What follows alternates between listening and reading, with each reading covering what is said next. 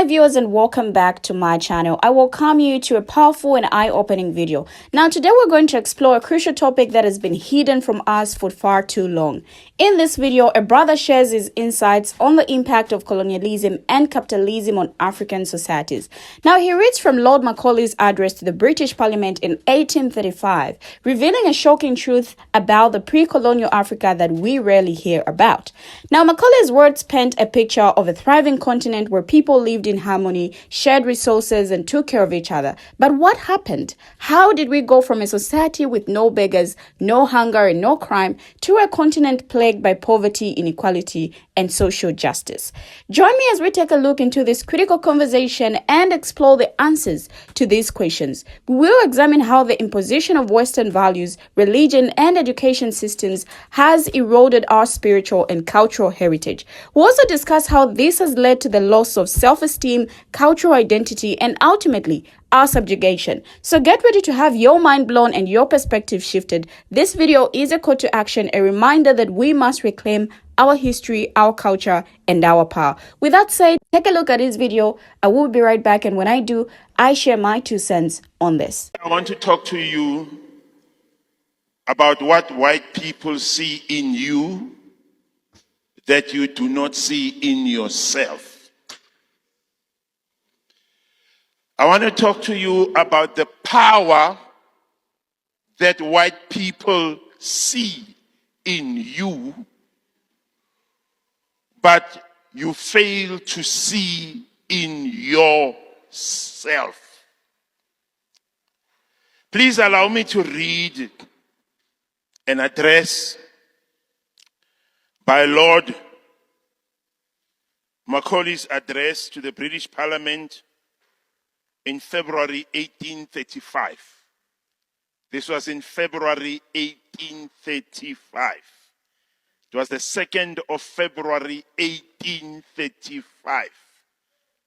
And this is what he said. Now, I'm going to take a little bit of my time. I'm not going to take forever, but I just want to break down this thing.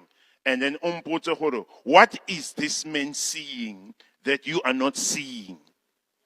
And he saw it in 1835, the 2nd of February.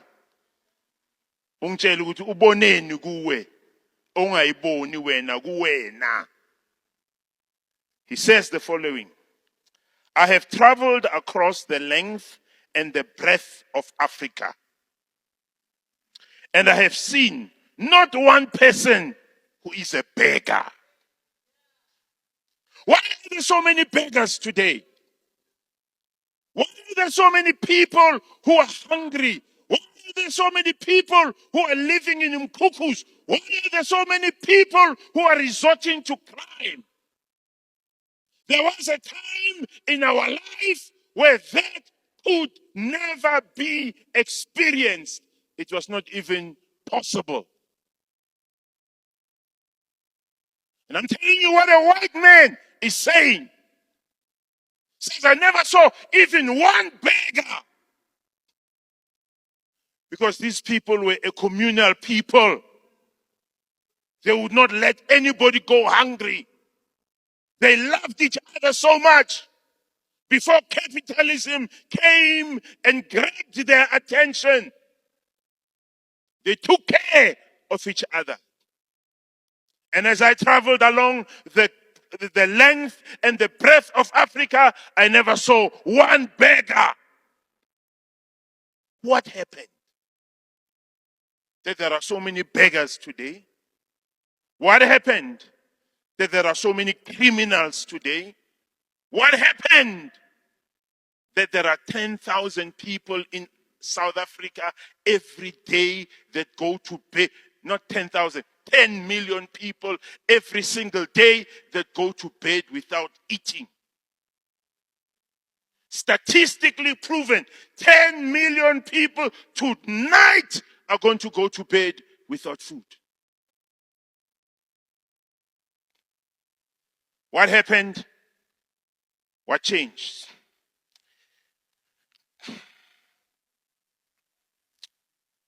And he says, I have not seen one person who is a beggar.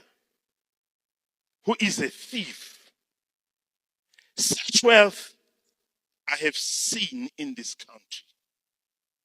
Such high moral values.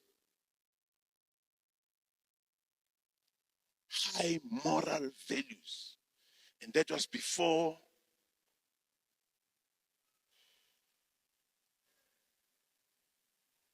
that was even before we embraced the Bible. The moral values were up there.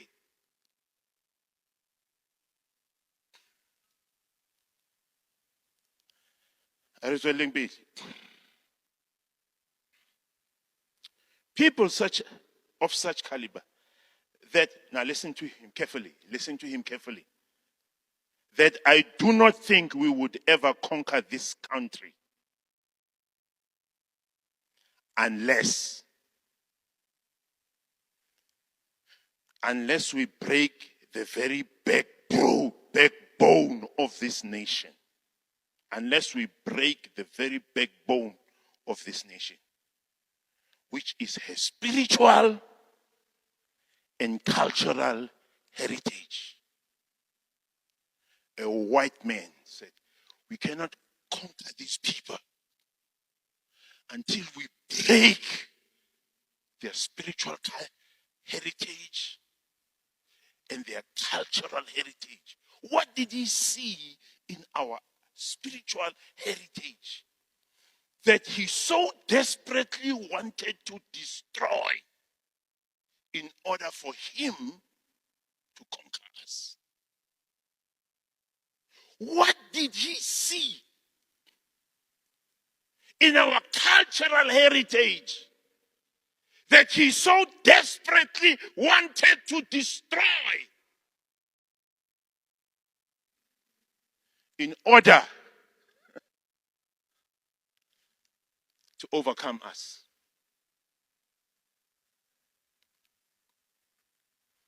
Oh!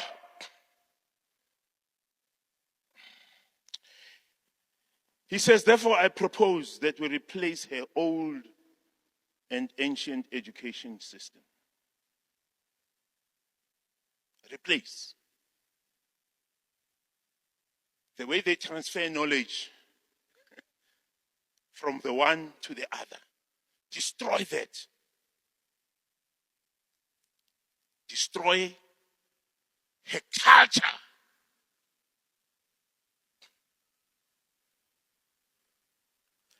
Destroy her spirituality. Destroy it. For us to conquer him. What was it? What is it that he saw that was so powerful that unless he destroys it, we will never be his subjects?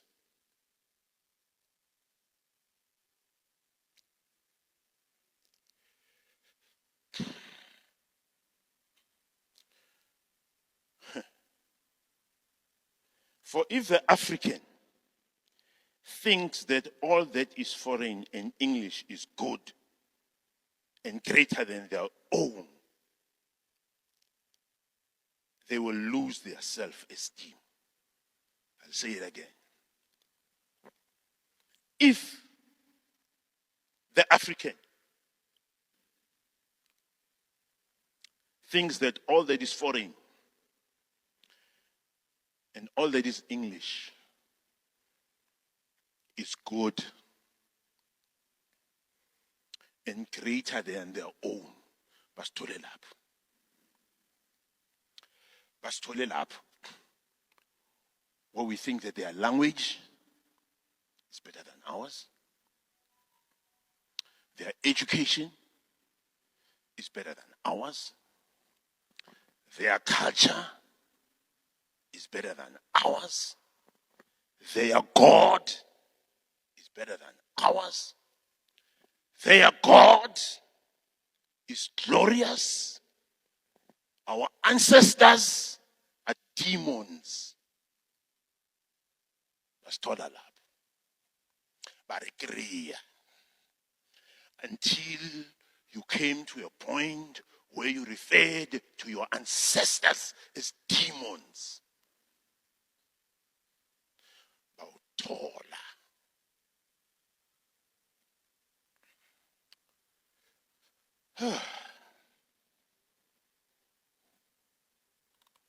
Eric Felilit, please don't disappoint me.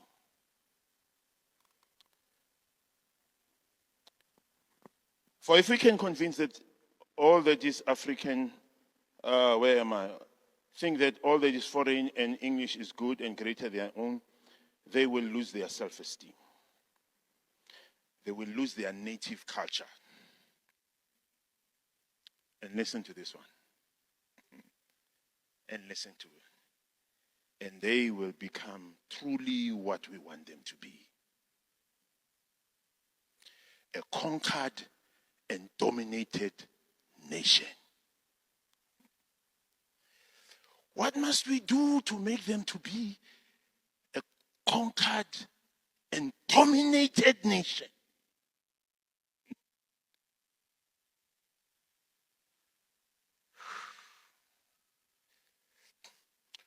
Today, we are a conquered and dominated nation because they strategized on us. And they broke the backbone of our culture. They broke the backbone of our systems. And they caused us to hate ourselves. Wangutwa wanda. They caused us to hate ourselves. And they knew if they achieve that, we will be truly a conquered and dominated nation. Today, black people are 81% of the population, controlled by 7% of the population, because they followed this formula.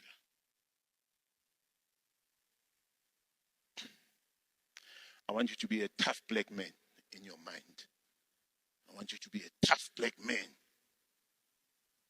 not one who's easily influenced by a strategy of a white man who wants nothing good for you, but just to dominate you and conquer you. I'm done. Nchapeleng matsogo.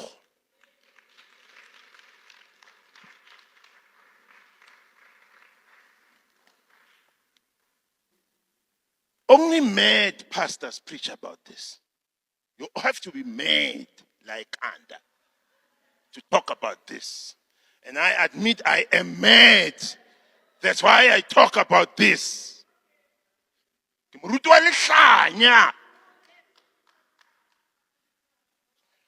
Now, this video is a poignant reminder of the profound impact of colonialism and capitalism on African societies. The speaker's use of Lord Macaulay's address to the British Parliament in 1835 as a reference point is a masterful stroke, as it highlights the stark contrast between the pre-colonial Africa and the continent we know today. The most striking aspect of Macaulay's account is the description of a society where people lived in harmony, shared resources, and took care of each other. Now, this is a far cry from the prevalent narrative of Africa as a continent plagued by poverty, hunger, and crime.